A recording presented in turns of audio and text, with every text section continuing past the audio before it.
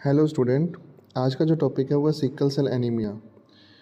It is an autosomal linked recessive trait, यानी हम कह सकते हैं जो क्रोमोसोम प्रेजेंट होते हैं जिसमें ऑटोसोम जो है उससे ये जुड़ा हुआ है और साथ में ये रिसेसिव होता है। The disease is controlled by single pair of allele HbA HbS। ए का मतलब हो जाएगा एब्सेंट और दूसरा जो यहाँ पर एस जो दे रखा है वो हो जाएगा सिकल सेल्ड यानी infected gene. Only the homozygous individual कौन सा HbS, इसी से ही डिजीज़ का फिनोटाइप शो होगा, मतलब डिजीज़ शो होगी। The heterozygous individual that is carrier, अपन लिख सकते हैं यहाँ पे HbA HbS, ये तो होगा carrier. Due to point mutation के कारण ऐसा होता है। Glutamic acid is replaced by valine at the 6th position of beta globin chain of haemoglobin molecule.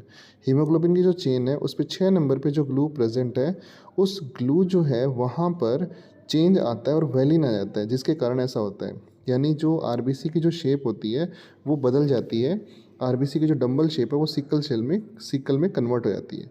It occurs due to single base substitution at 6th codon of beta globin gene from GAG to GUG.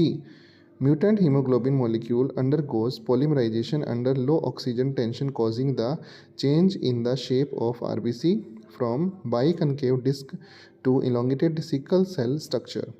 As a result, the cells cannot pass through narrow capillaries and blood capillaries are clogged and thus affect blood supply to different organ। यानी simple सी चीज़ है कि जब इसकी shape बदल जाती है तो बदलने के बाद जो है इसका ब्लड का फ्लो जो है उस पर इसका असर पड़ता है और जिसके कारण जो है डिफरेंट ऑर्गन तक सप्लाई जो है वो कमज़ोर पड़ जाती है। अब डायग्राम में देख रहे हैं, डायग्राम के अंदर जो फर्स्ट वाला है उसमें HbA पेप्टाइड चेन है और दूसरे में HbS पेप्टाइड। एस इसलिए लगाया क्योंकि वहाँ पर सिकल सेल जो जीन प्रेजेंट है और वो वेलिन में, मतलब जो पहले ग्लूटामिक था वो अब वेलिन में कन्वर्ट हो गया है। तो इस तरीके से याद रखेंगे यहाँ पे सिकल सेल एनीमिया।